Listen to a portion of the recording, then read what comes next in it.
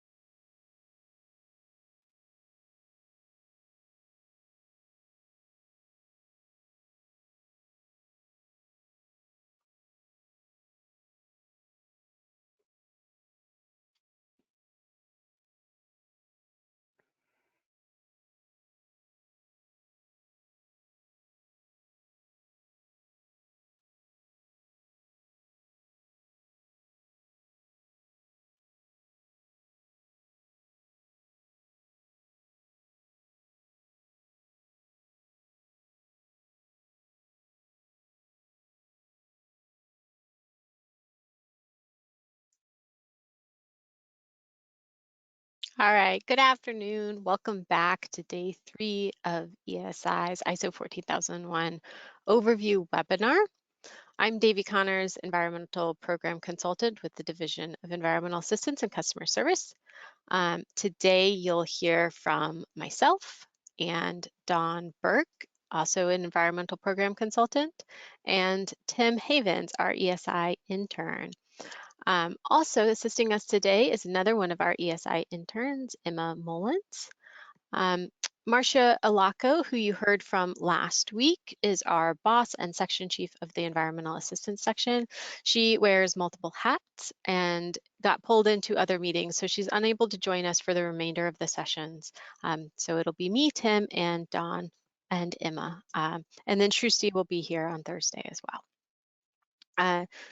So we want to again thank our partners, the Land of Sky Regional Council and the Waste Reduction Partners, a 20-year-old pollution prevention program that provides customized on-site technical assistance.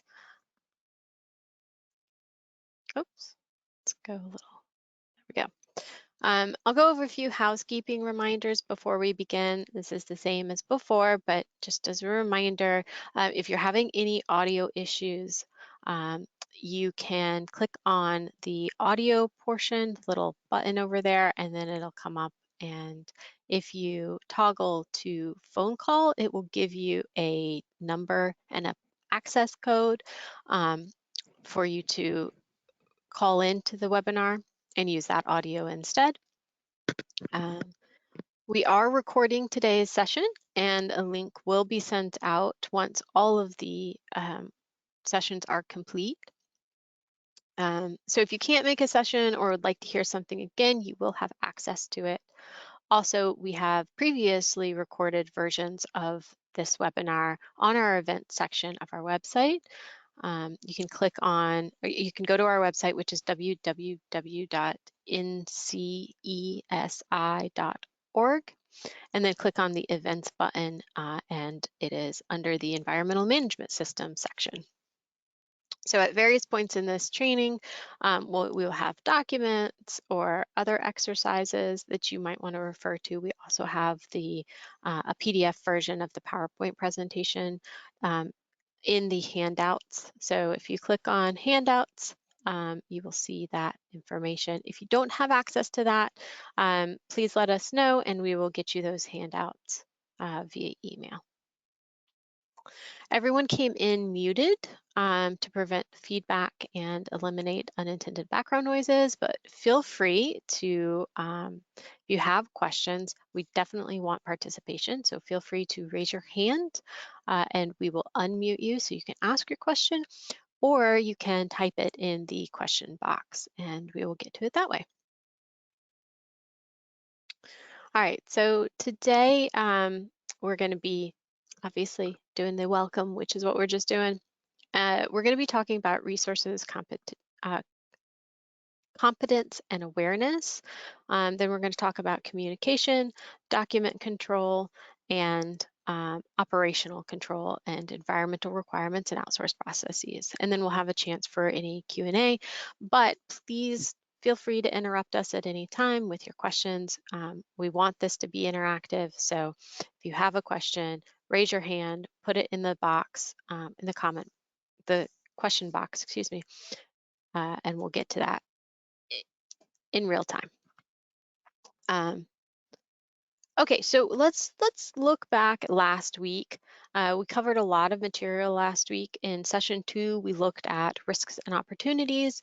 If you'll remember, risk and opportunities is that broad look at the negative and the positive things that could happen that would or could affect your EMS's ability to achieve its intended outcomes.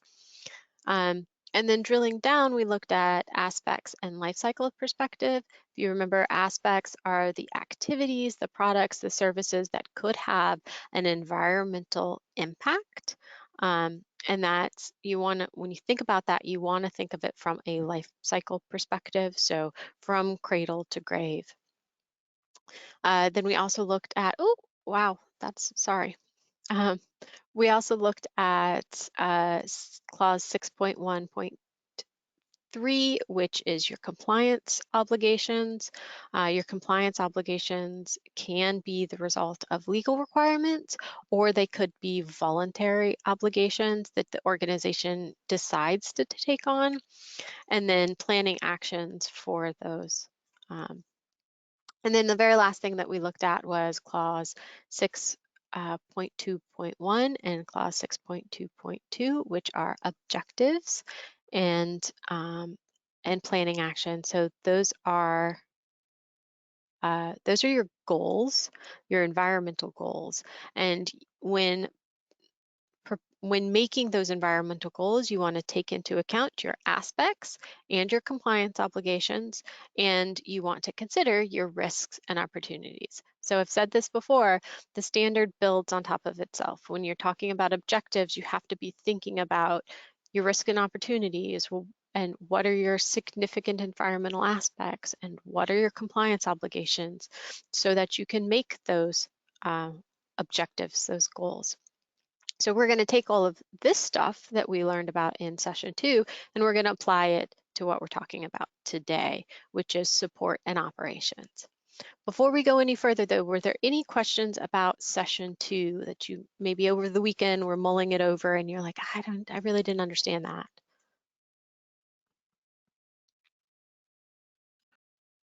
I don't see anything at this time, Okay, but excellent. I will, if anything pops in, I'll make sure you know. Excellent. Okay, so we'll move on to support and operations, and I will hand it over to Tim.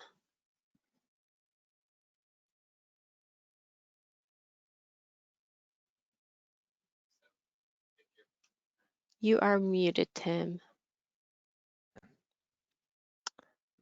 And Good. are you seeing my screen at the moment? Here we go. You're seeing everything now? Yep, Okay. looks good. So, hello everyone. I'm gonna begin by starting our support and operations section. I'll be going over sections 7.1, 7.2, and 7.3. So let's begin. So 7.1 is resources. So the organization shall determine and provide the resources needed for establishment, implementation, maintenance, and continual improvement of the EMS. So resources are needed for effective function and improvement of EMS and to enhance environmental performance. Top management should ensure that EMS responsibilities are supported with necessary resources. Internal resources may be supplemented by an external provider. Resources can include human resources, including specialized skills and knowledge, natural resources, infrastructure, including organizations, buildings, equipment, tanks, drainage systems, technology, and financial resources. Top management must be made aware of and understand resources needed for the organization. So we need to identify resources needed for EMS to function properly. To do this, figure out the level of effort your EMS requires, including forecast, new product development, and production plans. So moving on to 7.2, which focuses on competence. So the organization shall determine the necessary competence of persons doing work under its control that affects its environmental performance and its ability to fulfill its compliance obligations. They also must ensure that these persons are competent based on appropriate education, training, or experience. Determine training needs associated with its environmental aspects in EMS. Where applicable, take actions to acquire the necessary competence and evaluate the effectiveness of the actions taken.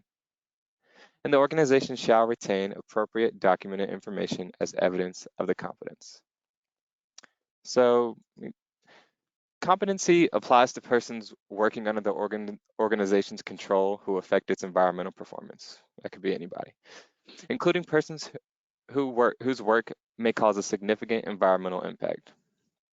Those who are assigned responsibilities for EMS, which could be those who evaluate environmental impacts or compliance obligations, contribute achievement of an environmental objective, as well as those who respond to emergency situations, perform internal audits, or evaluation of compliance. So overall, the goal is to produce knowledgeable, skilled, and aware employees who assist the facility in achieving its stated goals and objectives. As part of your EMS, you have the responsibilities to develop an approach to judge competence of employees who accomplish assigned tasks. By achieving this, it's really a win-win for everybody. Sticking with competency, we need to determine the necessary competence of persons doing work under its control. That affects its environmental performance and compliance obligations. So what could persons doing work be? So persons doing work includes employees and contractors, pest control, landscapers, garbage haulers with hydraulic systems, large volume oil or fuel offloading, waste haulers, pump trucks, HVAC contractors, or any contractor. You know, for example, a person's doing work could be during a spill, which would be a significant aspect. So first we need to identify the contractors on site that could cause a spill, document their training and competency measures, train them on what steps to take. For instance, that could be who to contact in case anything goes wrong, and also the environmental consequences if they do create a problem. Another example could be if an organization has a zero to waste landfill objective. So in that case, all employees who affect that goal must be competent. If all your employees must sort recycling, then they all must be trained. If just the janitorial services complete that task, then only they need to be trained. Documents required to prove competency can include certifications, training logs, wastewater treatment, including NPDES permits, and some of these will be required regulatory, and then some of these will be the choice of your organization.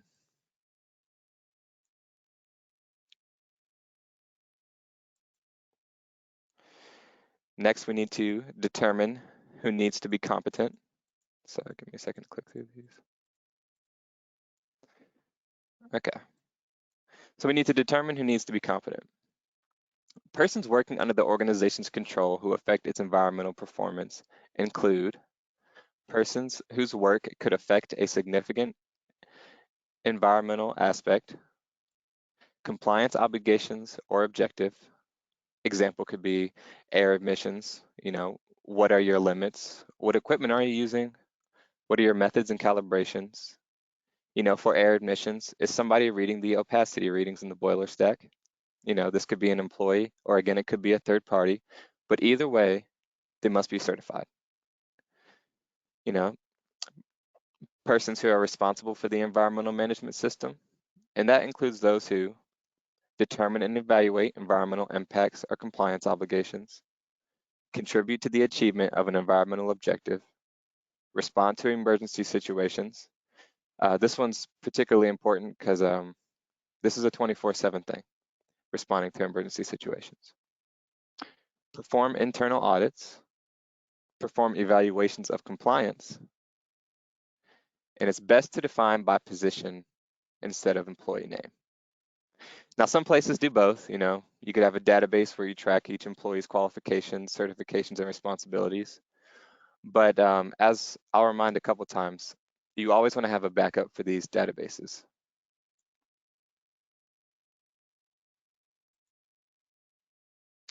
So, how do you determine necessary competence? This could be education, could be certification. And, for example, if you're in North Carolina, if you're a certain class of plant, this state usually will prescribe your certifications needed. It could also be experience. It could be training. This could be oral or written instruction, or on-the-line training with a more experienced coworker. And these trainings could be at any time period you set, but we do just want to make sure that we keep up to date with whatever time periods we set that those trainings are deemed necessary. So this could be annual trainings, or it could be whatever time period you deem for your trainings or credits. So, one thing. So an example, in the job description of the EMR for your organization, it states the EMR must have at least 1 year of experience working with the EMS and a 4-year college degree. So this is what has been deemed as necessary competence to do the job and should be included in the EMS, also referred to as a competency indicator.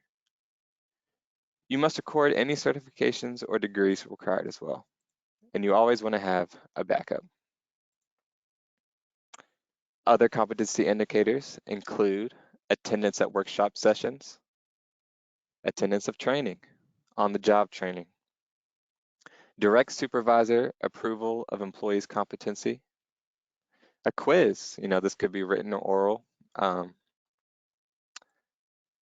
also observations of related work or performance. So Don had an example where a plant had a training assembly line. This is somewhere that he visited in his experience. But he said a plant had a training assembly line separate of the manufacturing line. So why did this help? Well, it allowed employees to learn without costing the company for their mistakes. So you would have your main assembly line, but on the side, there was another line where employees could learn on the job without significantly impacting the bottom line of the organization. So document indicators to be made sure persons doing work are able to be tracked for success.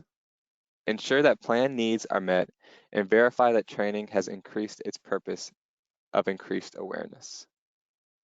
So what are some good questions for training? Is the training up to date? For instance, we're training you off the most up-to-date version of ISO 14001. There'll be a new one coming soon, but it wouldn't be as useful if we were training you off the prior versions of ISO. Is the knowledge skills gained applicable to the job? I think that's pretty self-explanatory. And then do participants gain value from the trainings?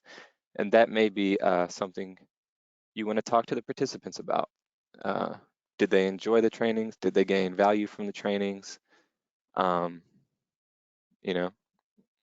a fine balance there, but it's best to accomplish both. Oh. So next we want to talk about to determine training needs associated with aspects in EMS. So environmental aspects, spill prevention and response, hazardous waste management, handling, transportation, disposal of hazardous waste, filling out logs and records as well. So those are all the things that could go along with hazardous waste management, which is a very, that's a lot. There's a lot of different things to keep track of when you're worried about your hazardous waste management. We could also talk about painting operations and what could that entail. That could talk about the disposal of filters, disposal of painting materials, handling of the paint. That's just a start. There's still more there. Air permit requirements, limits, reporting, calibrations. How about your SOP? Are they up to date? Some organizations have people specifically dedicated to making sure their SOPs are up to date. And that's something that could be very useful. We also have environmental management systems. So that's where you'll have your internal auditor, EMS or ESI module training, ISO 14001, which is a more detailed look. So if you're a member of ESI, we offer module trainings where we break down specifically each module of an EMS. And those are actually coming up soon. They'll be coming up in July, beginning July 12th. So if you are a member, look out for those. And if you're interested in attending those, become a member and learn more about an EMS. So we also have documentation. So the organization shall retain appropriate documented information as evidence of competence. What does that mean?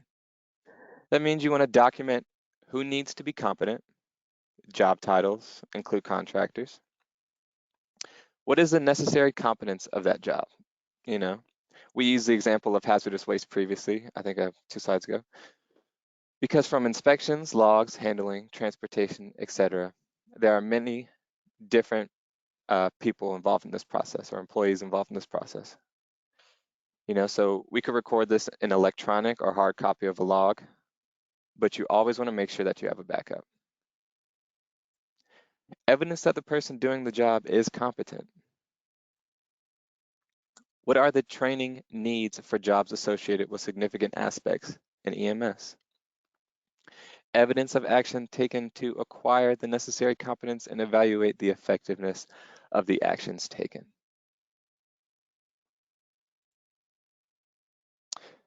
So this is an example training needed index or matrix. So in order for employees to be deemed competent, they must have undergone the following training and meet additional competency requirements. So if you look at the top, you'll see it has training requirements. And then if you look down on the left-hand side, you'll see that it has the department, job positions, or employee that needs to fulfill the training requirements. Now, if you look at the bottom, you'll see another feature as well, which talks about the frequency of training. So that's something very important that you want to make sure you have up to date, So one way you can make sure that this is up to date is to develop reminders, alarms, anything that will remind employees that they need to renew their training or, renew their certificates or anything like that, And then maintaining a training matrix or a system to help record and remind what trainings are needed.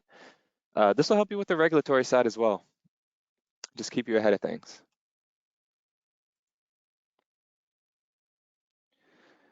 So here's another example training form, or this is an example training form, yep. So training record, competence sign-off sheet, This could be a record or a database, whichever fits your organization. And again, it's always important to have a backup.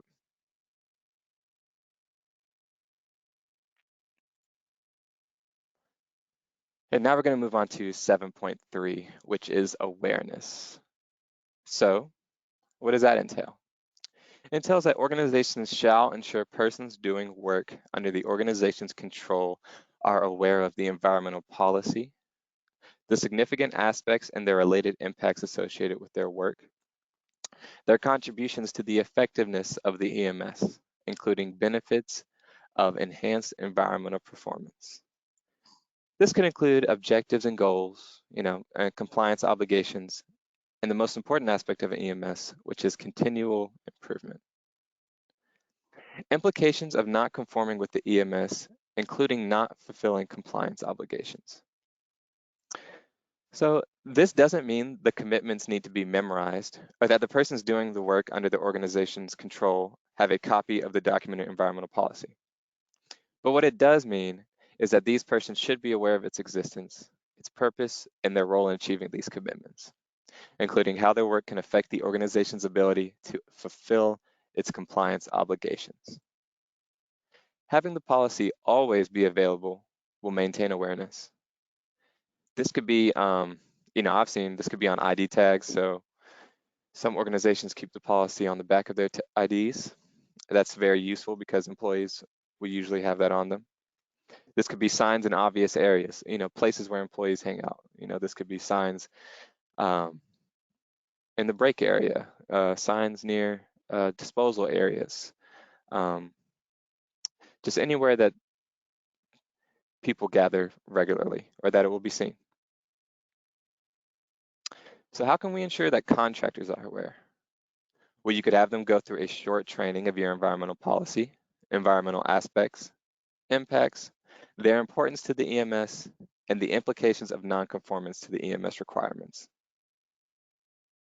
So, an example where this could be applicable could be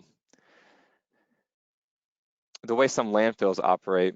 They contract multiple drivers, and how do we ensure that they adhere to the EMS? So I actually would like to ask that. If anyone wants to raise their hand and answer, or drop it in the question box. What are ways you could make sure that if you were a landfill, that contracted drivers adhere to your EMS? And I'll get that in a moment.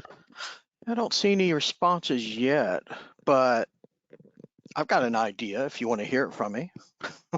Yeah, for sure. So we do have a one that's been ongoing for a couple of years now, an ESI member, was they have such a high turnover of contractors, same company, but just different drivers coming onto the property.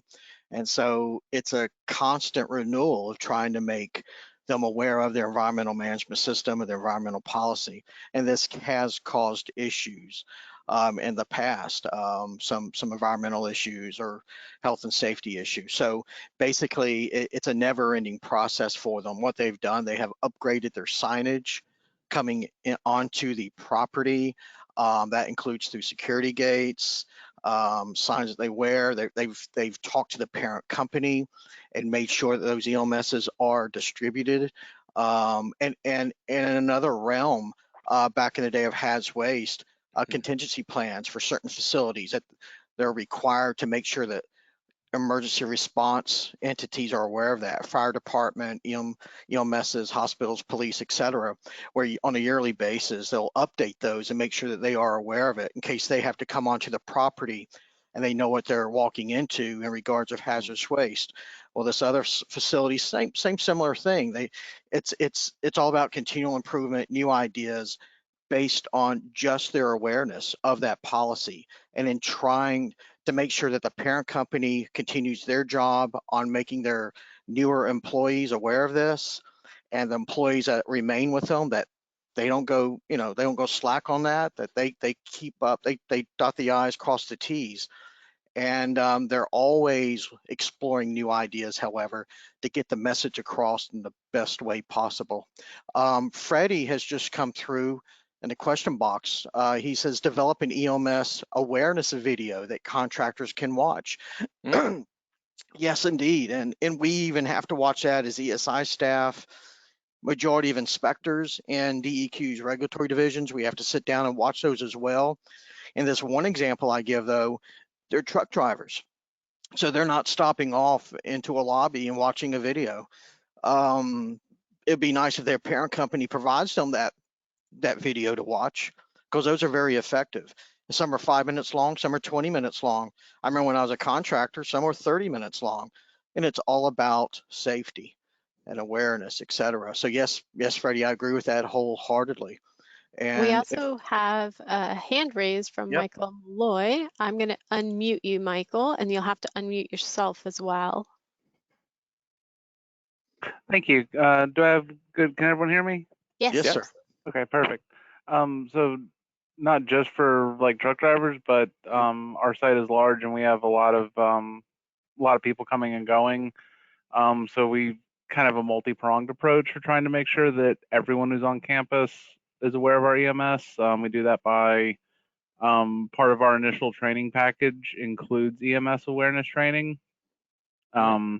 It's not as extensive as our standalone training, but at least it covers the key tenets and the things that are most likely to impact someone's day-to-day operations. So we be sure to touch on it there. Right. Our front desk has a laminated sort of EMS summary page. And so as visitors are checking in, they're asked to read through that. And then we have signage posted throughout the building discussing EMS. So it's sort of a multi-pronged approach because, as mentioned with the truck drivers, they don't always go to like a lobby. And so we try to, have multiple avenues to get the information out there because no one way is perfect. I think that's great. Yeah. It's always important to diversify that. So, because, different people learn different things best. And I saw some more comments actually. I believe they are about the previous sessions. So Okay. Yes, I'm answering that right now. Okay, cool. All right then. And then I will leave you with one last comment about awareness before I pass things on.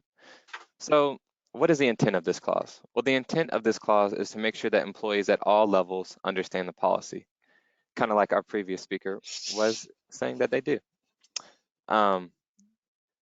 So understand the policy and principles to an EMS and the ways in which their job activities impact the environment.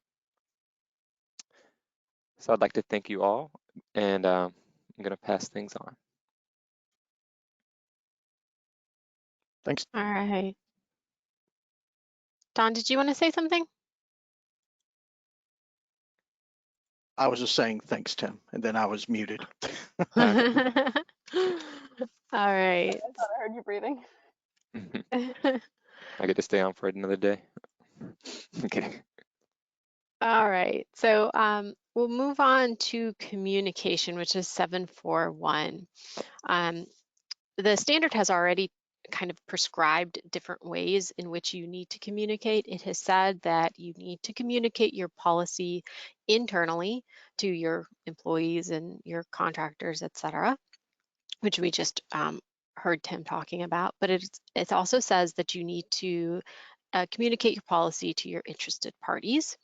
And then it tells you that you have to do the same with your scope. The scope of your EMS has to be communicated as well to or available to your interested parties. So it's already touched on communication, but it goes on to say that the organization shall establish, implement, and maintain processes needed for internal and external communication relevant to the EMS, including on what it will communicate, when to communicate, with whom to communicate, and how to communicate. So the organization itself is actually setting up this process of like, okay, how are we going to communicate both internally and externally? It's flexible, it can change, but there needs to be a process in place. The old 2004 version of this standard required that you have a procedure in place, a written documented procedure. The new standard doesn't in terms of how you will communicate, but it's not a bad idea to have one so that you have it available. But there are lots of things that you can think of that are things that you could communicate on that are a part of your EMS. Your goals and objectives, for example. That's something that you want to communicate broadly to your employees. What is the EMS doing? What's its goals? What's your priorities? So that they know, so that they're able to be involved. So that would be on what you will communicate. And then when will you communicate it? How will you communicate it? and with whom will you communicate it? Maybe you want to communicate your goals internally, but you don't want to put them out externally to interested parties, for example. Or maybe you really want to brag about something that you've done to your interested parties. Subaru went zero waste to landfill. This has been a few years now. I don't know if there's still zero waste to landfill, but it was something that they decided they wanted to communicate with their customers, and they ran ads about it, and saying their praises loud and proud about being zero waste to landfill. So that's something where each of those decisions you're going to have to figure out. What are you going to communicate? When will you communicate? With whom and how? Don't necessarily need a written procedure, but it might be a good idea. Okay, moving right along. When it comes to communication, you will when establishing a communication process, the organization shall take into account its compliance obligations. So you need to communicate with regulators about certain things, and you might need to communicate with your interested parties that you have deemed that their needs and expectations are compliance obligations. Remember that mine that had the neighbors that were very close to it and that they decided to only blast before 6 o'clock? Well, if they changed that and they were going to start blasting at 7 o'clock or at 8 o'clock at night, then that's something that they might need to communicate with their interested parties about. That is a compliance obligation, right? So you got to take into account your compliance obligations. You have to ensure communicated information, environmental information, is consistent with information generated in the EMS and that it is reliable. In other words, you want to make sure that you're producing truthful information. And that the organization shall respond to relevant communications to its EMS. So if you internally have a suggestion box for your EMS and you put and someone puts in a suggestion there, you're not just leaving it and letting it sit and not doing anything about it, not responding to it, either saying, yay, that's a great suggestion and we'll see if we can implement it maybe fiscal year 2024. Or saying like, yeah, that was a great suggestion, thanks for putting that in, but here's why we can't really do it or why it doesn't really work. You want to make sure that any of those relevant communications to your EMS you are responding to. Likewise, if you are getting a complaint from an external source, you want to make sure that you're responding to that as well. And response doesn't necessarily mean verbal or written. It could also be what are you doing about it? If you get a complaint, an odor complaint, it would be good to respond to that, but it would also be good to do something about that complaint. Okay, the standard also says that the organization shall retain documented information as evidence of its communications as appropriate. This is a record. So, like I said before, you don't have to have a documented procedure, but you do have to have a record of any communication that you've had. This is one way that you can document communication is with a communication log, and you can choose for your own organization how you're going to document that. Okay. Specifically looking at internal communication, the organization shall internally communicate information relevant to the EMS among the various levels and functions of the organization, including any changes to the EMS as appropriate. So things that you'd want to communicate internally, your objectives, your significant environmental aspects, especially to the people who are going to be working with those significant environmental aspects. That type of thing. And you want to ensure the its communications processes enables the persons doing work under the organization's control can contribute to the continual improvement of the EMS.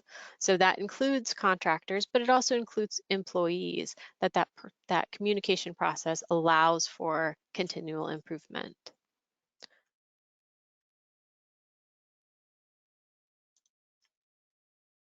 Okay, and then specifically about external communication, the organization shall externally communicate information relevant to its EMS as established by the organization's communication processes and as required by its compliance obligations. So this is similar to the 2004 standard that requires you to establish, implement, and maintain a procedure for receiving, documenting, and responding to relevant communications from external parties. But it differs from the 2004 standard in that the organization shall decide whether to communicate externally about the significant environmental aspects and shall document that decision. Some other things that you need to be thinking about with external communication: we live in a very digital age where people can put out information, um, so um, and put out information to a lot of people all at once.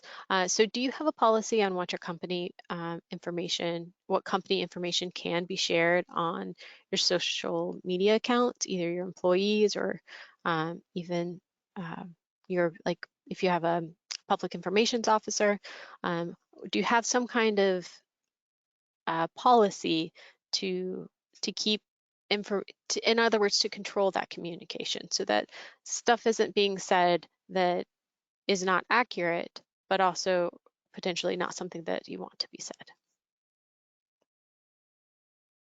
So when you're thinking about your communication, it should be transparent.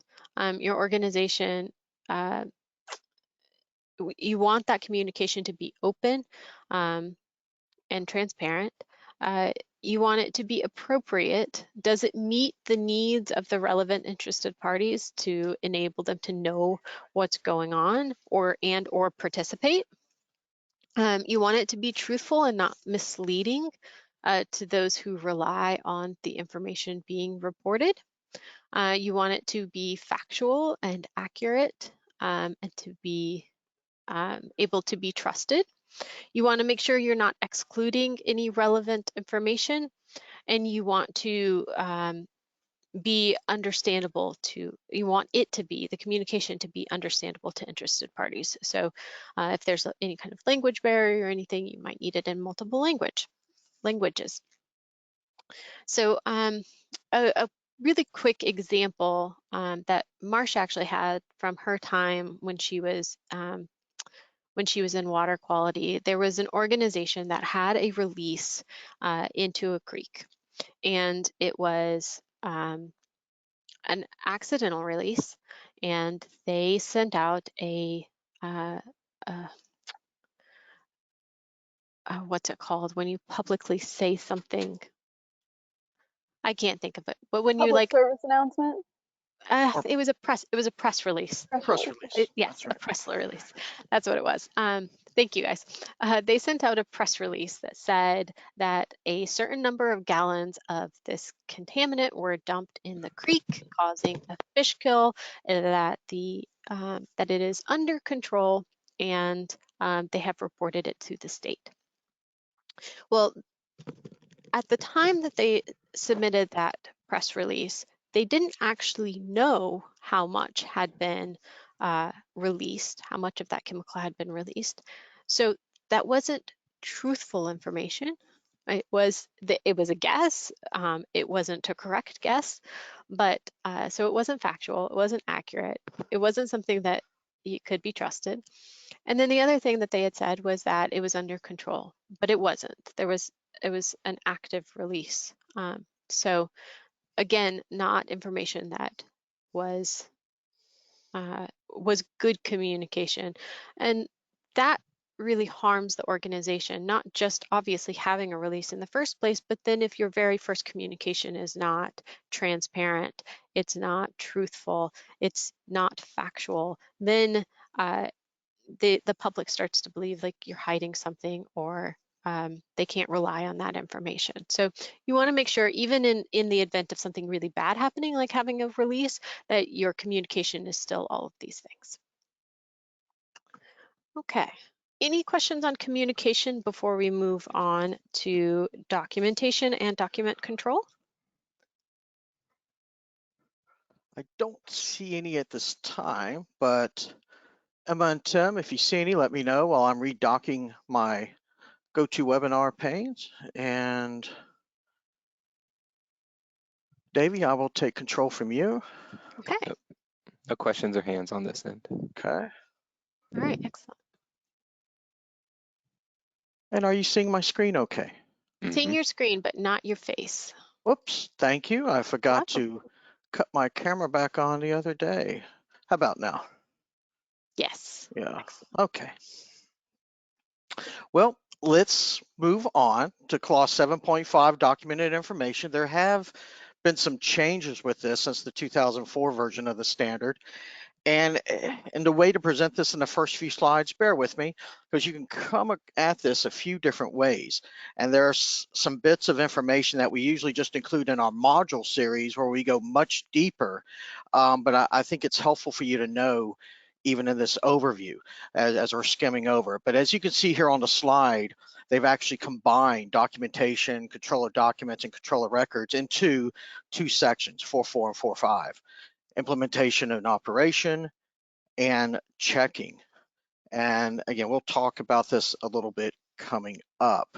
Now, documented information, and I'm going to be a little redundant in trying to explain this here in the next few minutes, but documented information replaces the nouns documentation, documents, and records that were used in previous versions of the standard. It now uses the phrase retain documented information as evidence of. That means records. The phrase maintain documented information is to mean documentation other than records. Now, and I'll go on to the next bullet before I jump on that. Phrase of as evidence of, as noted in the annex of the standard, is not a requirement to meet legal evidentiary requirements, but the intent is only to indicate objective evidence that needs to be retained. So real quick, a document is something that can be revised and describes intended actions to be taken or provides guidance, such as a procedure, a form, work instructions. For example, a record shows history, the history of what happened at a specific time, and it cannot be changed. It is a completed archived form, but you do want to maintain that for your paper trail, for your any needs of justification, for example. So brings up a question. Do you have to change your definitions and terminology in your EMS to match the new standard, the 2015 standard and the terms? Well, no, not at all. You can continue to use the terms procedure, documentation, and record because this is what the people in your organization understand. So why fix something that's not broken? Okay. You may see a benefit in replacing some of your current procedures or merging them as they did with the upgrade to the standard if you have separate document and record procedures.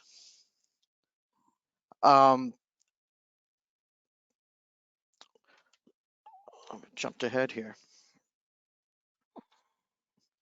So the organization's EMS shall include documented information required by your ISO 14001, documented information determined as necessary for the effectiveness of your environmental management system. So consider that the amount of documentation created by the standard is minimal, right? Well, no, not necessarily. Yeah, this is not cookie cut. Hey, this is going to depend on what you feel you need to put in place for your EMS to be effective for your situation. Documentation adds in providing transparency, accountability, continuity between staff when there are changes. It aids in training and fulfilling competence requirements, and it does make auditing easier. So when creating and updating documented information, The organization shall ensure appropriate identification and description, such as your title, date, author, a reference number. How can you follow this along? The format, what language? Is it bilingual? How about software versions? And media? Are we talking paper, electronic, up in the cloud? And review and approval for suitability and adequacy. So including this information allows anyone within your organization to identify a particular procedure or record, to know if it is the current revision, who the subject matter expert is, and know how it fits into the EMS system and who to contact if changes are needed. This allows for a set system that allows for a repetitive schedule to review your documented information by those that have the authority to ensure it is indeed suitable and adequate for use by those that need it.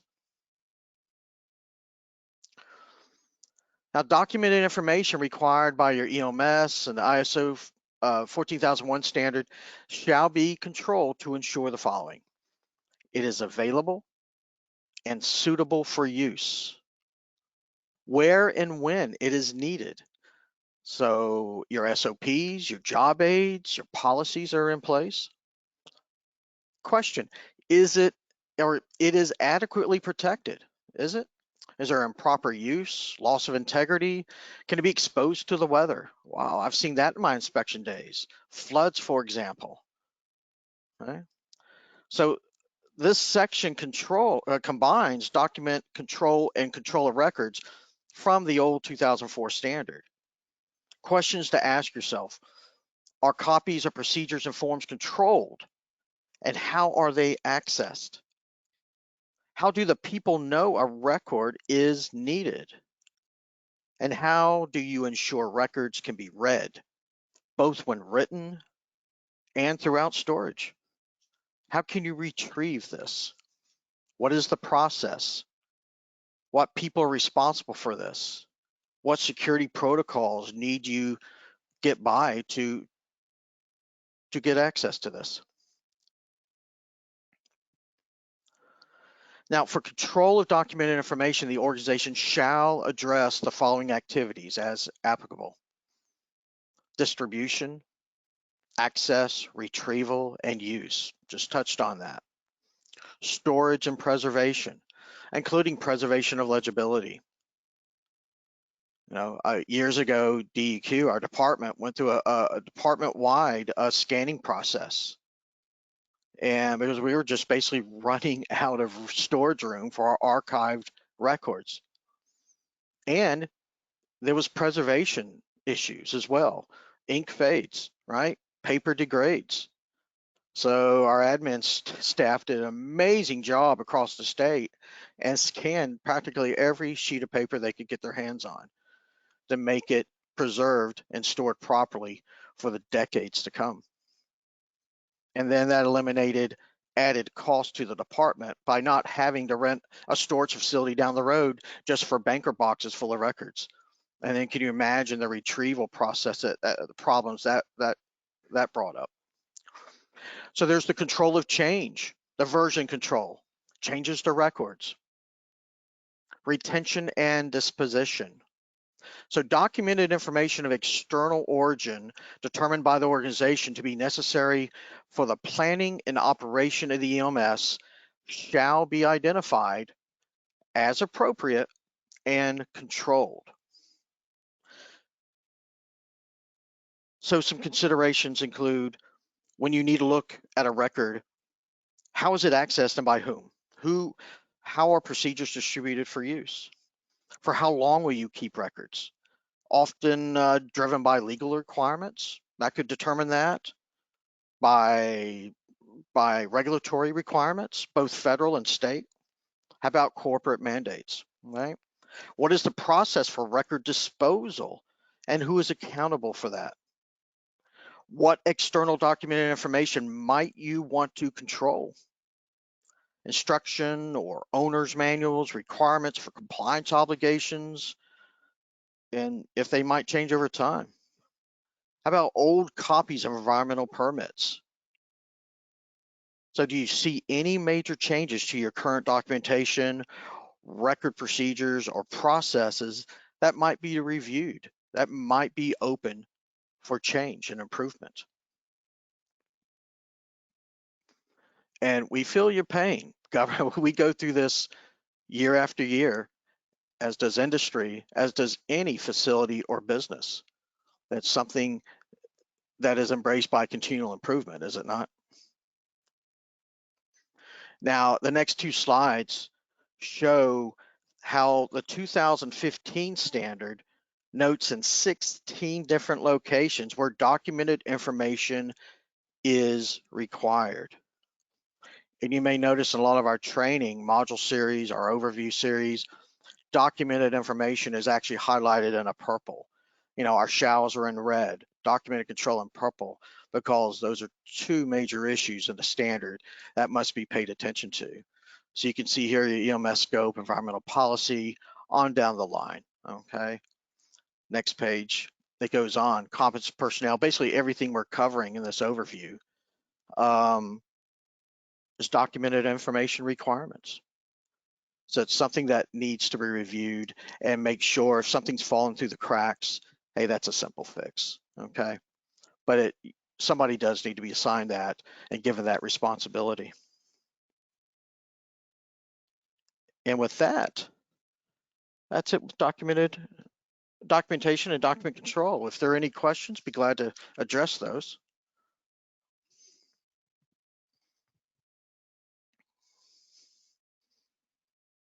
I'm seeing no questions or hands raised at the moment, but Okay. you know, if you have a question, feel free to drop it in the question box or raise your hand. All right. Now, do we need a break or anything, or are we gonna continue on? Davey, I believe you're up next. Davey and I are actually gonna tag team operational control, environmental requirements, and outsourced processes. That's clause 8.1, and but we can march Yeah, into so it, or we can take a break.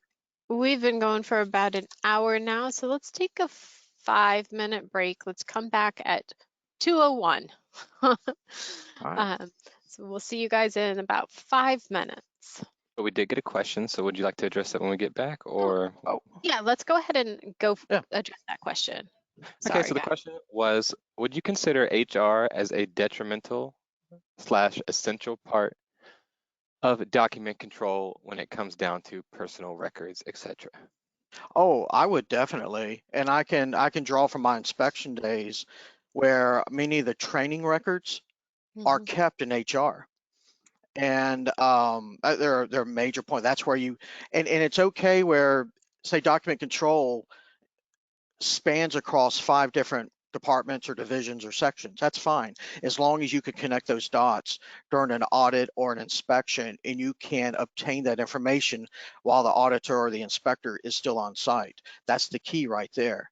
But HR, I have not seen.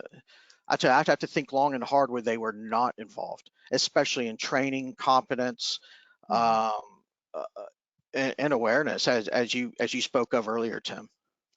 Yeah, and I think also it might be a good idea to involve someone from HR in your in your EMS team, so that you have that that relationship with those people who have basically control over that documentation, and so they have input in the EMS team and they Yeah. have involvement in it. Yeah, the Good question. biggest difficulty I came across was this was a dual inspection with the EPA, state and EPA, and we were waiting for training records. We had chosen the folks we wanted to review, and you're connecting the dots. You know, what are they qualified for?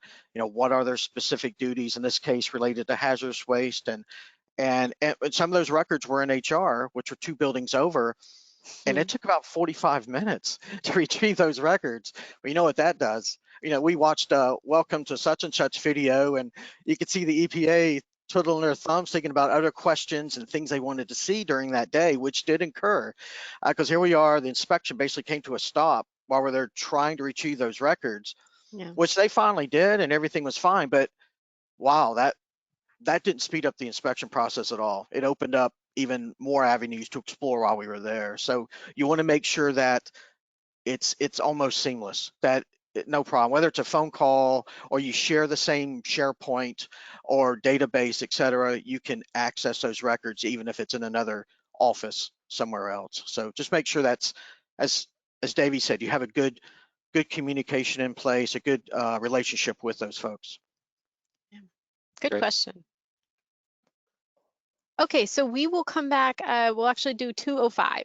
I'll take a break until 2:05. Okay. There was actually another comment made in response to your answer. Okay. So would you like to address that now or when we get back? Sure. Okay. Well, Juan said, it looks nice on paper, but it's tough trying to get other departments involved when it comes down to cooperation, especially when the responsibilities are being passed around. Do you have any tips on trying to deal with pushback from other departments? And I think this relates to, Juan was asking if it's ever detrimental to involve HR. So, Right. Yeah.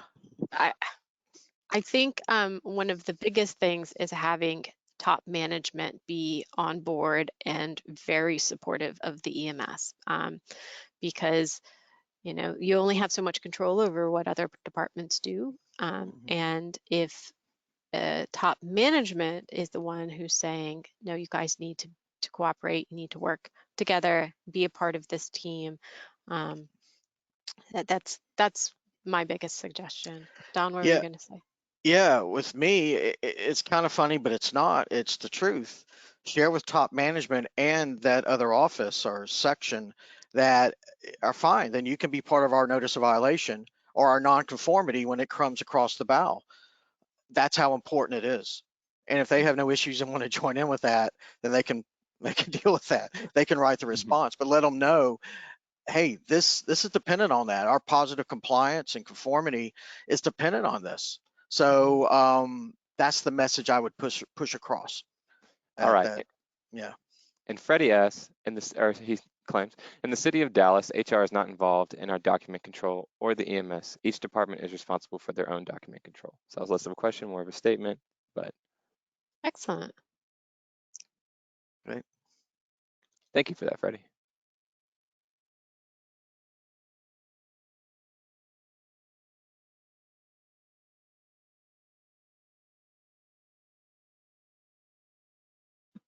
All right. Okay, so we'll see you guys at 2:05.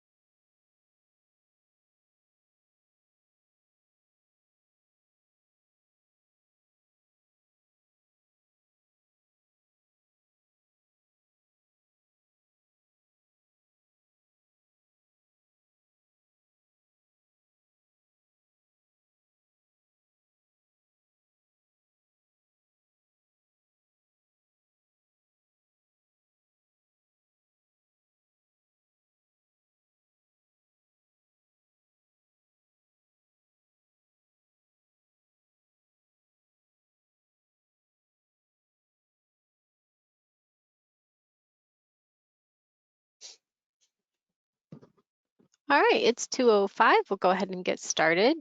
Can Eh, you guys see my screen? Yes, indeed. And, Excellent. and Davey, I'd like to do a follow-up on Freddie's comment Yes, on absolutely. document control, and each department is responsible for their own document control. I think that's wonderful, but some organizations just aren't structured that way. If Mhm. you can get it all inclusive in one spot and everybody's responsible for that, that's fantastic. But unfortunately, it's not always designed that way, and every different facilities are organized in different ways. So, but I think his example is wonderful if you can come to that. But if it doesn't, you just have to establish those good relationships between each section. Excellent point. Yeah. Okay, so we're going to move on to operation control and planning, and we have a fun little example for you guys.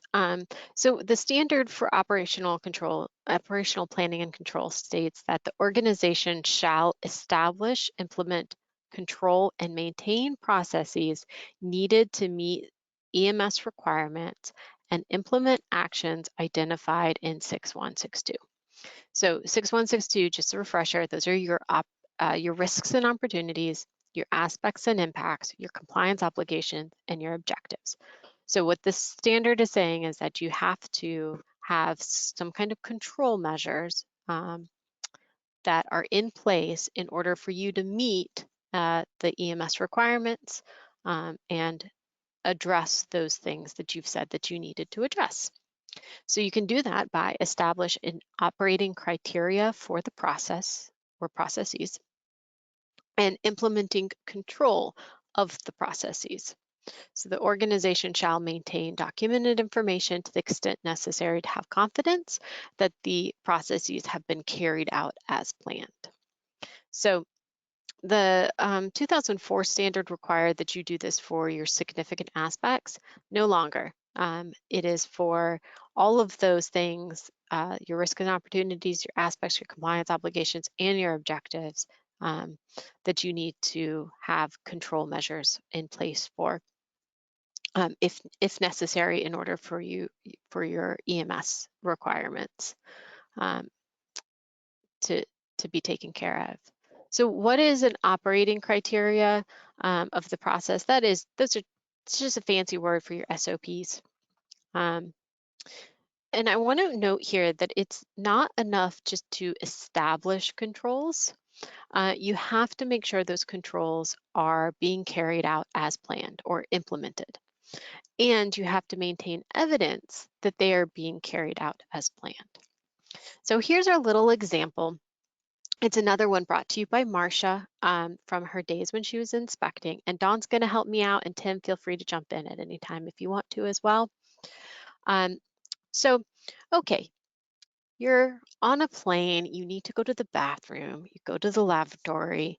You do your business. You flush. I promise you there's not a release valve at the bottom of the airplane that's just flying in the air, just releases it over the Atlantic. That's not what happens to it. It goes into a tank and it's collected there. And then once it's collected, once the plane lands, there is that time in between where you're getting off the plane and your luggage is getting off the plane, the baggage carriers are getting that off. There's also this going on where you have the airplane lavatory waste being disposed of. First, it's collected, and you can see here there's a gentleman who's attaching a hose to that tank that I was telling you about, and it's getting pumped into that truck. Here's another example, the same thing going on. Can you think of any, I want your mind to start wandering here. So we're thinking about risks and opportunities. We're thinking about aspects and impacts. What are your compliance obligations? And then what do we need to do to control those things so that bad stuff doesn't happen, so that you don't have an impact on the environment? So in this case, you might need to make sure that there's a locking mechanism on that hose so that it stays attached to that port before anything comes out of it. You probably want there to be some kind of, in addition to a locking mechanism, you probably want there to be some kind of lever that you have to pull in order to allow the stuff that's in the tank to come out of the port and into the pipe. You can see these people are wearing protective gear. In the truck behind them, maybe they have some cleanup supplies in case there is a release, or in case there is some drippings. Maybe there's some towels or some booms to keep any kind of spills contained. And then when that waste has been pumped from the airplane into the truck, it is then taken over to this grinder that is in the center. You can see, let me see if I can show you here. If you guys can see my pointer, the grinder here is in the center. That is where all of that waste is then dumped into that grinder, and then that grinder is attached to either the sewer system, where it then goes to your wastewater treatment facility, or there is for some facilities, there's a treatment facility at the airport itself. Okay, so we're talking about operational controls here. We want to be thinking about ways that it can go wrong, and how to control that, how to put measures in place. Well, this is an example of how things can go wrong and how things that weren't put into place. Okay, so like I said, let me move this out of the way, sorry. You can't see it, but it's in my way.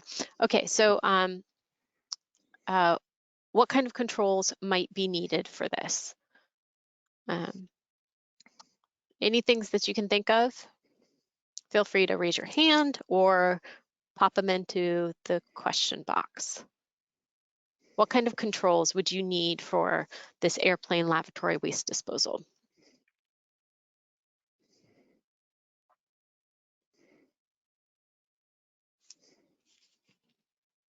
Don't see anything yet.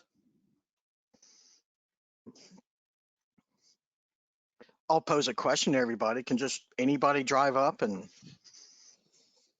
dump whatever they want? Here we go. Samantha states a shutoff valve. Excellent. You definitely want to have some kind of shutoff valve so that you don't get waste where you don't want it. What else? Oh, yeah. Ooh, oh yeah, they're coming in now. Good. Yep. So Okay, routine, go ahead, go ahead. David. No, you go ahead.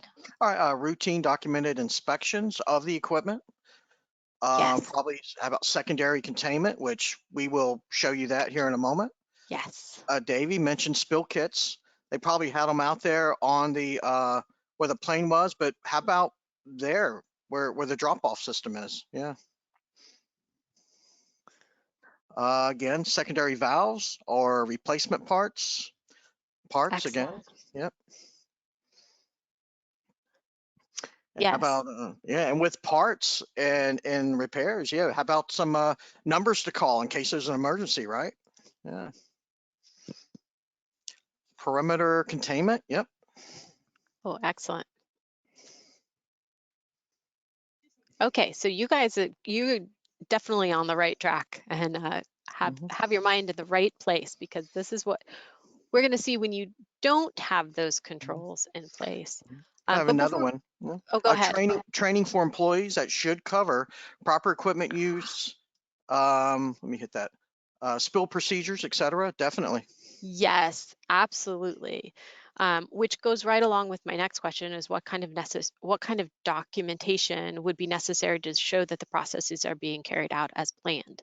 That's something like if you have the training on the spill procedures and your SOPs and that type of thing, you would want to have documentation of that training. You'd also want to have documentation of let's see here, some of these other things that you guys said, the routine inspections that you do of the facility to make sure things are operating. You would want to document that and have some kind of record that it was inspected on this day and this month, and again the following month, or however frequently you guys deemed necessary. Yep. Excellent. Michael adds inspection logs, training records, spill plan, stormwater plans. Yeah. Yes, absolutely. written SOPs from Samantha, purchase orders, Mhm. equipment calibration records, training certificates and logs from Juan, definitely. Absolutely. Okay, good. Guys, like I said, you're on the right wavelength. So we'll see here real quick what Marcia saw when she was inspecting this particular airport. It's going to remain nameless, but there was an airport that she inspected, and she went, and the area where the grinder was looked like this. So you can see it definitely has some of the blue liquid, which is the stuff that's in the toilet at the airport. You can see that's visible. You can see there is toilet paper visible, and there's waste visible. I'm just going to go through these kind of quickly. Here is the area where the grinder is off to the left, and you can see that the material that was in there has flowed out into the street and across the street, and then also around this curve here into the grassy area and this curb. And then it flowed into a stormwater ditch as well, or drain off.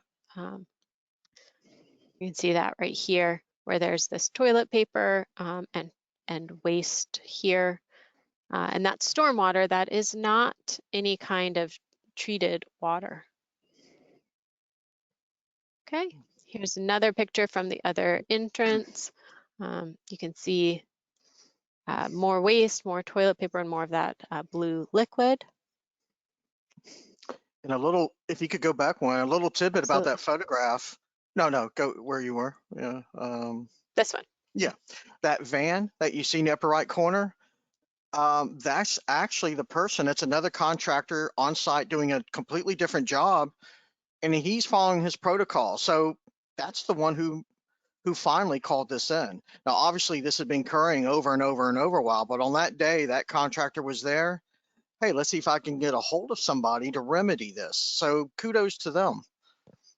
Yeah, so you can see there were not controls in place for this. There was not any kind of check. This had clearly been going on for a long time. If somebody had come around to check and see what was going on, they would have seen this and they would have hopefully rectified it. The actual problem that was occurring was the commutator for this grinder was broken. So the grinder wasn't grinding and wasn't actually getting the material down.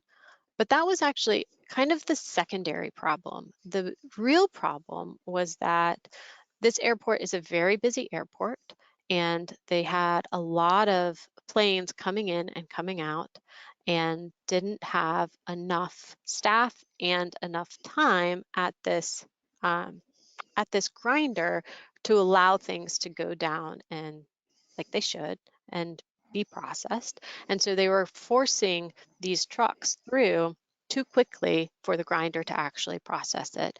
And so you get this spillage out. That wasn't necessarily the employee's fault. It was a lack of support for those environmental issues. So is the process being carried out as planned? No, it's definitely not. And this is an example where having an SOP is not enough. You have to make sure that the controls are in place, that the processes are being carried out as planned. Okay, so what kind of checks could have prevented this? You guys already talked about before an audit, before it was called in, and you actually had an inspection. But you guys actually already talked about some of those with having routine checks and making sure that the equipment is functioning as it should. Juan just chimed in for an internal audit could be appropriate. Yeah. Definitely. Doing an internal audit would have found this before an external audit or before an inspector came along. Absolutely. Okay, so you want to make sure that you have some kind of these indicators for implementation. Has this been implemented as it was supposed to be? You could do checks to ensure the process is being followed. What are some examples? Well, like I said, the service checks, the computer system or engineer or software validation. Those are things that can check, not necessarily in this case, but it could be. You need to check for calibration. You need to have monitoring and measuring, analysis and evaluation, which, Dawn, is that on Thursday we're going to talk about those? Yes, it is. And then you could have competency checks, test your employees, make sure that they know the procedures and that they are carrying them out as planned. Okay, so let's look at the aftermath of this. So there was obviously a notice of violation that went out for this. I'm not sure if they were fined or not. Don, do you remember if there was a penalty, a civil penalty? No, but I do know it's over. That's why we can show the photos. So. That's right. So one of the things that they did was they built this asphalt berm, which created basically a secondary containment so that instead of having a slope that ran basically straight into the stormwater, if the grinding area overflowed, this berm kind of keeps it in place so that everything drains back into that grinder. They also installed a functional dump station and a manhole with a lock. Oh, that was the other thing. I almost forgot this. Let me go back, show you guys some more pictures. There was one of these pictures. Can I see it? There was a manhole cover that went directly to the wastewater. It was a sewer manhole cover, but they were dumping in that manhole cover instead of it first going through that grinder because they needed to, like I said, process these trucks really quickly so that they could get the next one in. I don't think we actually have a picture of it. So one of the things that they did was to put a lock on that manhole cover. They also added some signage. So here is the new functional dump station where the grinder is. And this is the lock on the manhole. And they added signage as well. Okay. Don, did you have anything you wanted to add? You hit a home run. Excellent. And Awesome. yeah. And thank you everyone for your comments. Spot on. All right, so I will pass the ball off to you now, Don. Okay, for everybody curious, we have like questions box, a chat box. Yeah, we have a lot of panes out and about on our screen when we're not doing, so we then have to redock them, and that way I can steal the screen. There we go. So thank you for your patience. And I'm stealing it from you, Davey. Excellent. I can see. How about that? Yep, that's perfect. Great. Let me move this down here so it's not in my way. Okay. All right, everyone, stretch run. We're going to continue on with 8.1, operational planning and control. Not as many neat photographs as Davey had, but still very helpful information here. And again, we're trying to show you how all this comes together on this third session. Thursday will be the same with some new added material, but again, how does your EMS and 14,001 all come together? It's a puzzle, and how do you make it the most effective document that you can? So with 8.1, operational planning and control, the standard states that the organization shall control plan changes and review consequences of unintended changes, taking action to mitigate any adverse effects. So this clause is no longer just for significant aspects. This is now any process needs to meet the EMS requirements and to implement those actions. Now, again, not everyone's cookie cut, so this is something you'll have to look into and compare it to your facility and your operational layout. But the type and extent of operational controls depend on the nature of your operations, on the risks and opportunities, your significant environmental aspects, and compliance obligations. So an organization has the flexibility, okay, the flexibility to select the type of operational control methods, individually or in combination, that are necessary to make sure the processes are effective and achieve the desired results. Okay, now these methods can include designing processes in such a way to prevent error and ensure consistent results, using technology to control processes and prevent adverse results, such as engineering controls, using competent personnel, as we mentioned earlier, to ensure your desired results. And something to add on that, I think Tim did mention this, but you interview those people you're training after a while. Are they happy with the training they're getting? Do they see it effective? Or are they more open to a different style of training? Nothing wrong with that. Also, performing processes in a specified way, monitoring or measuring processes to check the results. Again, I'll be presenting that on Thursday. And determining the use and amount of documented information that is necessary. So plan changes must be controlled, okay? The action must be taken to mitigate adverse environmental effects as necessary. You're creating a procedure for dealing with changes. That's planned and unplanned. And you can actually implement a new project checklist, which we'll take a look at next slide. So the organization decides the extent of control needed within its own business processes. Again, it's not cookie cut. You're each unique in your own way, okay? This is to control or influence outsourced processes or providers of products and services. And the decision should be based upon factors such as knowledge, competence, and resources. All right, the importance of potential effect the product and service will have on the organization's ability to achieve the intended outcome of the environmental management system, the extent to which control of the process is shared, the capability of achieving the necessary control through the application of the general procurement process, and any improvement opportunities that may become available. Here's an example of a new project checklist. Again, you could take something like this and format it to fit your needs. Okay, this is a good way of tracking and monitoring this project.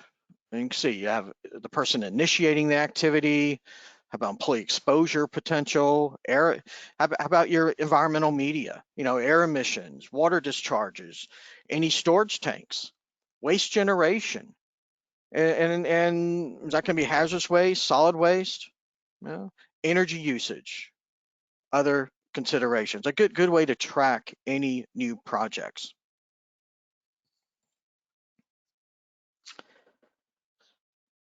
So the standard states the organization shall ensure that outsourced processes are controlled or influenced.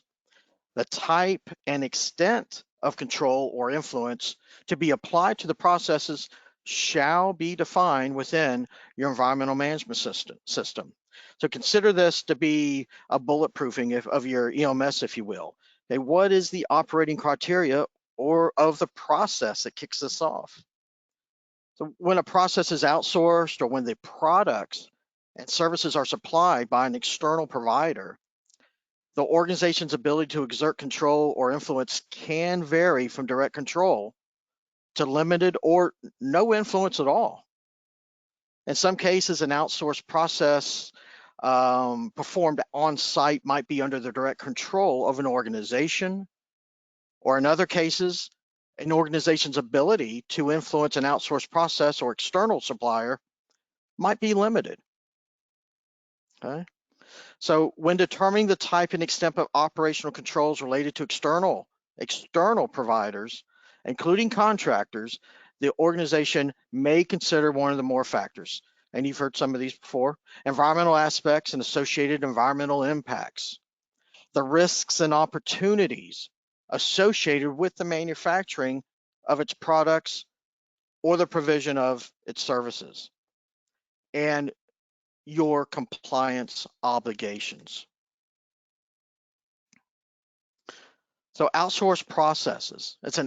An outsourced process is one that fulfills all of the following: it is within the scope of the environmental management system, is integral to the organization's functioning, it is needed for the environmental management system to achieve its intended outcome, the liability for conforming to requirements is retained by the organizations.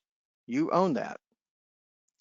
And the organization and the external provider have a relationship where the process is perceived by interested parties as being carried out by the organization.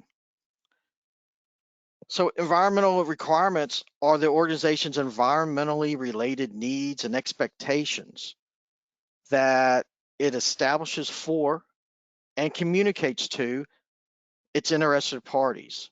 This can include internal function, such as procurement, a customer, an external provider. Some of the organization's significant environmental impacts can occur during the transportation, delivery, use, end-of-life treatment, or final disposal, cradle to grave, right, of the product and service. By providing information, an organization can potentially prevent or mitigate adverse environmental impacts during these life cycle changes.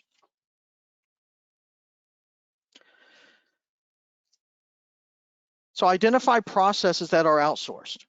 Be sure to look at providers of products and services. Define the type and extent of control or influence over these processes, products, and services. And what are some examples of control over outsourced processes? Ask yourself that. And I'm going to talk about, well, jumping ahead of the game here. Some examples are contract agreements, procurement process, working relationship, you're auditing contractors. How about providing control equipment, regular meetings with contractors or training provided with that? When defining the type and extent of control, consider the organization's environmental aspects and impacts, your risks and opportunities, your objectives, those compliance obligations. Be careful with that. And now we got some examples here. Outsourced process or product or service. Here's one example: your janitorial services. Okay, they contract. There's a contract with janitorial company that's renewed annually.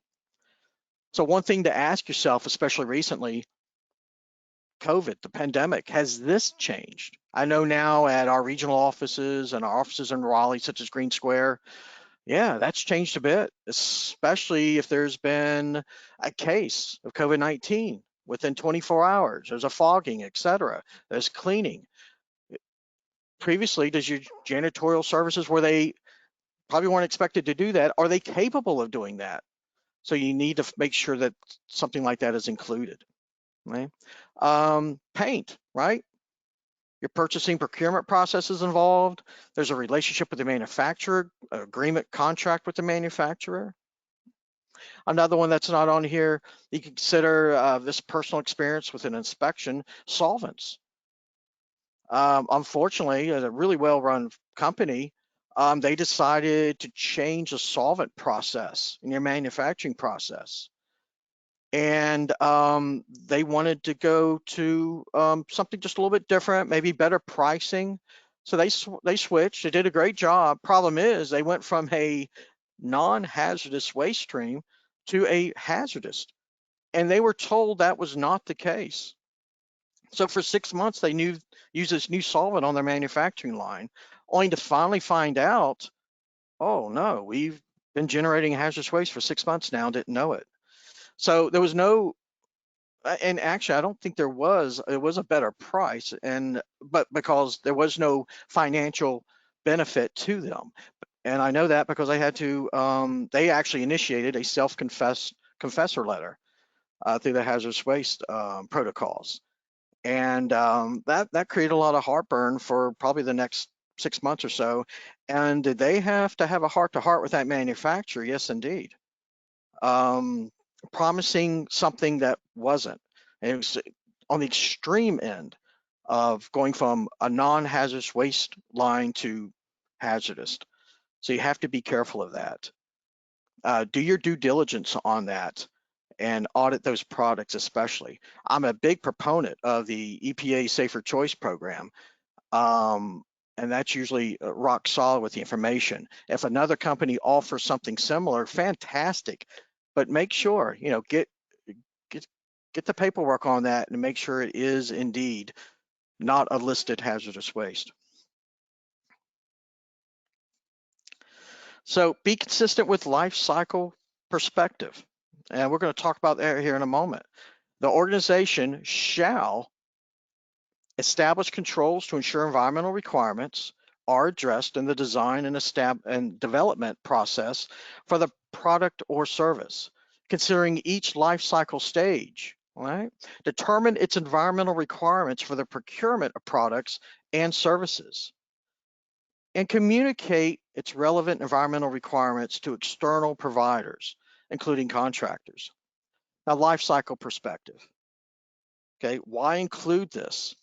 Well, and what is it? Well, according to ISO 14001, it is a systematic approach to environmental management that can provide top management with information to build success over the long term and create options for contributing to sustainable development by controlling or influencing the way the organization's products and services are designed, manufactured, distributed, consumed, and disposed by using a life cycle perspective that can prevent environmental impacts from being unintentionally shifted elsewhere within the life cycle. Now, just what is it? Simpler, the definition of a life cycle is consecutive and interlinked stages of a product or service system, from raw material acquisition or generation from natural resources to final disposal. You heard me say earlier, cradle to grave. Life cycle stages include acquisition of raw materials, design, production, transportation, delivery, use, end-of-life treatment, and final disposal. Now, is a life cycle assessment a requirement in ISO 14001? No, it's not. Okay, but when determining environmental aspects, the organization considers a life cycle perspective. This does not require a detailed life cycle assessment. Thinking carefully about the life cycle stages that can be controlled or influenced by the organization is sufficient. Typical stages, as we mentioned, cradle to grave, okay? So again, it's something that's not required, it's something to be considered, and it's something that more and more organizations are moving towards. So continued, the organization shall consider the need to provide information about potential significant environmental impacts associated with its products or services. Again, a little redundant, but hey, transportation or delivery, usage, end-of-life treatment, final disposal. And on that final disposal, don't be afraid, again, to carry out audits of your own to see just what is occurring there. Is it being disposed of in the way that you meant for it to be? Or you just need to educate yourself on what does that involve? Wonderful. You're raising the bar for yourself. Now, an organization shall maintain documented information, again in purple, to the extent necessary to have confidence that the processes have been carried out as planned. Environmental requirements are the organization's environmentally related needs and expectations that it establishes for and communicates to interested parties. So something to think about. What are your organization's environmental requirements? Right? If you haven't thought about that, something to consider and make sure it's documented, a proper protocol, and who's in charge of that? Who's involved in the upkeep of that and the updating of that? Now, some examples of environmental requirements. Well, your goal is not to use hazardous substances. Again, I mentioned EPA Safer Choice Program. I've given many presentations on that with other divisions for years now. I believe the older label, it was called Design for the Environment. I remember seeing the original labels on sites as well, but then they had a marketing change called the Safer Choice Program. Fantastic program. EPA.gov includes Safer Choice. You'll go right to it. It's a user-friendly program. If you're in, and that's going to take support of upper management. It's going to take some justification, probably, maybe, especially if it may cost you a little bit more. But again, this is to protect human health and minimize environmental impacts. And the more people involved, the lower that price hopefully will occur sometimes on that. But sometimes it's simpler, especially the use of solvents. Okay, it's an easy change out. And I've seen some facilities go from large quantity generators of hazardous waste to not a generator of hazardous waste within just a year. So there are many success stories out there, especially in boat builders, where they use a lot of solvents and cleaners. Again, there may be something on the list for you. There may not. That's okay. But that is one avenue to pursue and to consider. And if it's not right for you at this time, check in with it now and then in the future. Recycle as much as possible, right? We've all been on a huge wave of that. And I know overseas issues with financial give and take, especially with plastic, that's calming down a bit, I believe. And we have a recycling group right next to us in Green Square. Wendy Worley is their supervisor. Be glad to put you in touch with them if you don't know how. You can also look on our website. ESI is underneath DEECS, Division of Environmental Assistance and Customer Service. You'll find our recycling group there as well. Reduce waste brought into the facility, coupled with an objective of zero waste to landfill. Definitely. We have many facilities still pursuing zero waste to landfill with great results. Sell an organically grown product. Okay. We have many ESI members that are involved. They're breweries, malt houses, tobacco producers, restaurants. They work with local farmers. Great success stories there. And they are, many of them utilize with the local farmers organically grown products. Fantastic. How about an energy goal? It's an environmental requirement that all new equipment has an energy monitoring device, perhaps. If you're an ESI member, we ask for annual reports every year so we can compile the data. We also ask for, depending on what level of a member you are, our goals. Energy goal is one of the more popular ones, and you can have as many goals as you want. And those goals can change over time. It doesn't mean you're locked into it. You can evolve that goal. If something happens that you don't meet that goal, fine. Find out what occurred and reset it. When possible, as I mentioned earlier, use local vendors or products. Okay, great way to sustain your local community and small business, large business, but your local area. So environmental requirements include determining your environmental requirements. Okay, determining. Refer to your list of needs and expectations of interested parties. Refer to your list of compliance obligations. All right, make sure those are up to date. What kind of environmental requirements have you already established for your organization? Right? These don't have to come from a state entity or a federal entity. Come from your facility. It can be a corporate mandate. What kind of requirements are necessary to achieve your goals? These are all things to ponder, to consider. Evolve.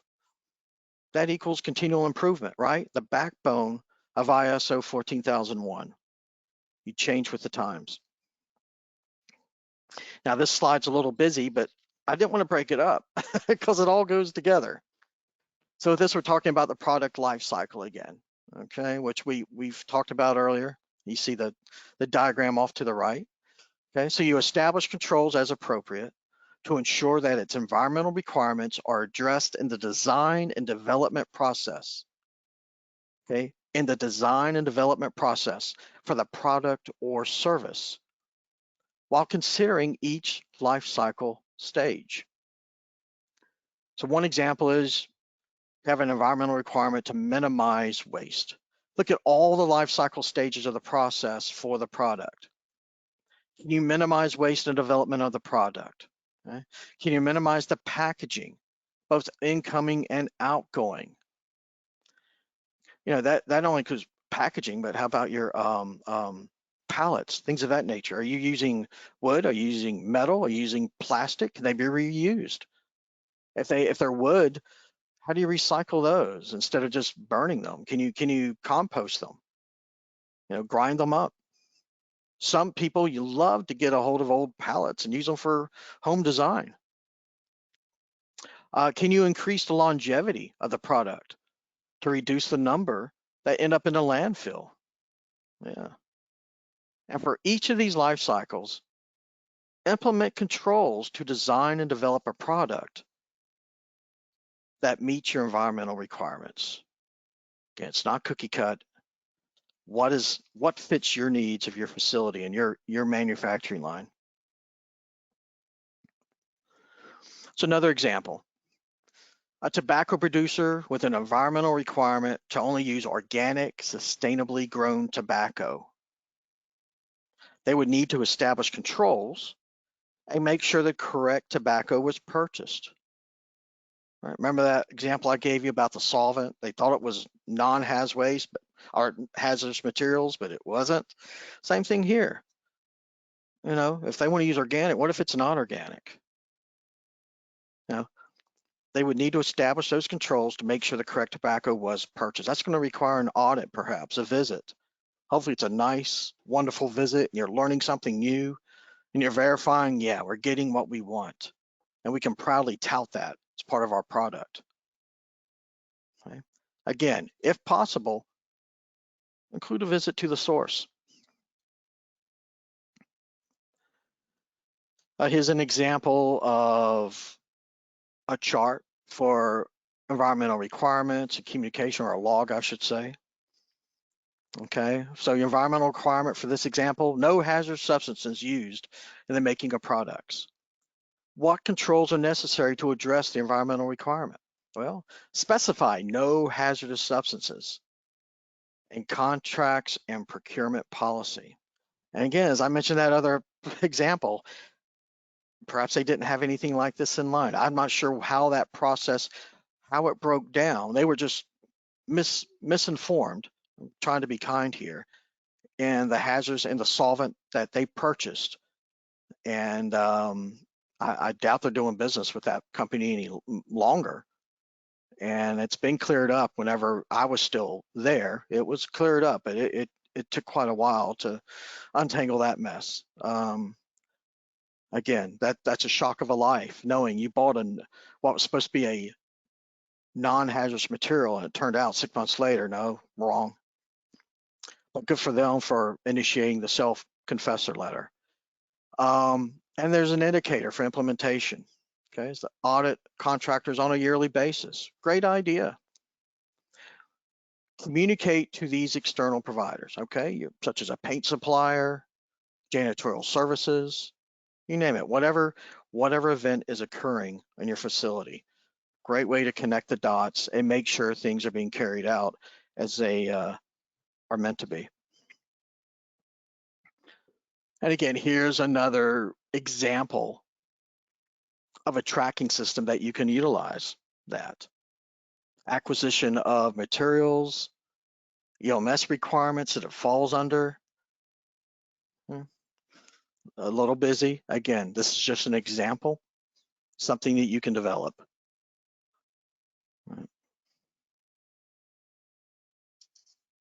And there on the very bottom, there's even a language that the supplier and contractor understands. That the facility may interrupt supplier contractor activities that violate the above requirements. Right. So consider the need to provide information about potential significant environmental impacts associated with the transportation or delivery, use, end-of-life treatment, and final disposal of its product and services, cradle to grave. Another example, an oil refinery. It determines that the transportation or delivery of its product has potential significant environmental impacts. Yes, it does. So the oil refinery determines it needs to provide information to its transporters on the best management practices to avoid potential significant impacts. All right.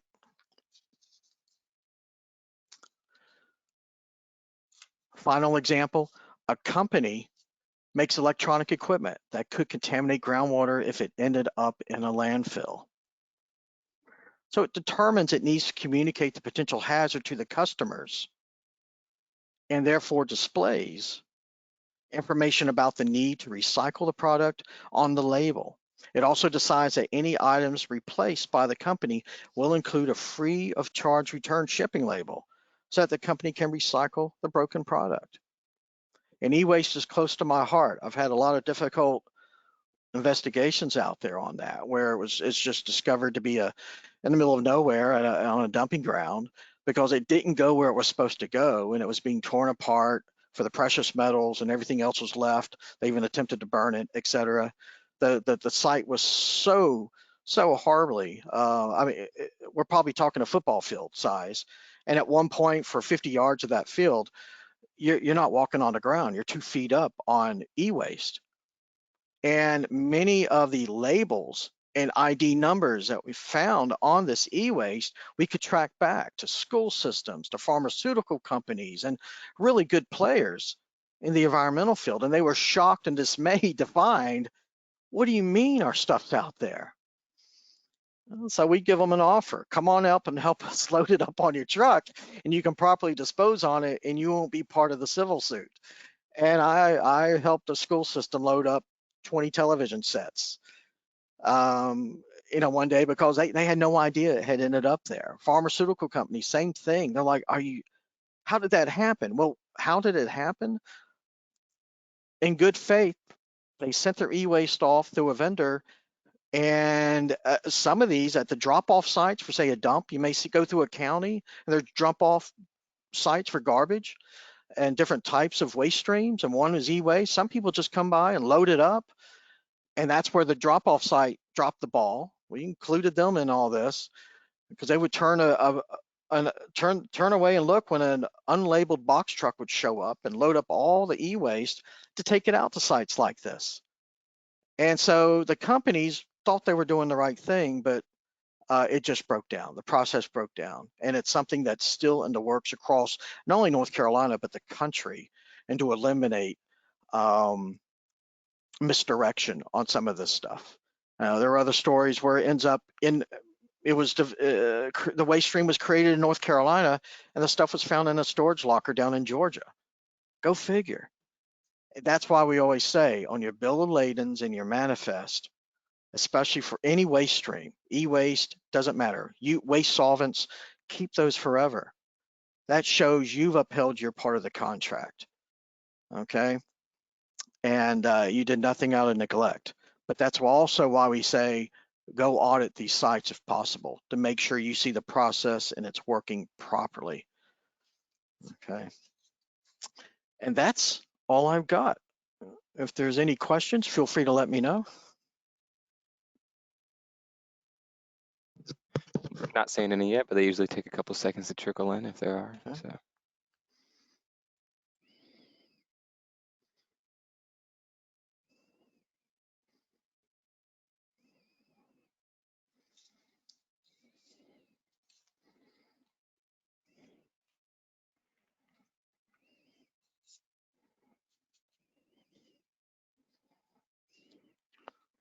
Hopefully I was complete and concise and everybody's happy. Or we're all tired. Well, I'm not seeing any questions or any hands raised. So in that case, we will meet back here on Thursday at 1 o'clock, where we will wrap this up. We'll discuss the final bits of this, which are monitoring and measuring, internal audit, corrective actions, all of the things that make sure that your EMS is working as it should be, and also management review. So if there are no other questions, we will see you on Thursday. Thanks for joining us, everyone. Yep. Thank you to all.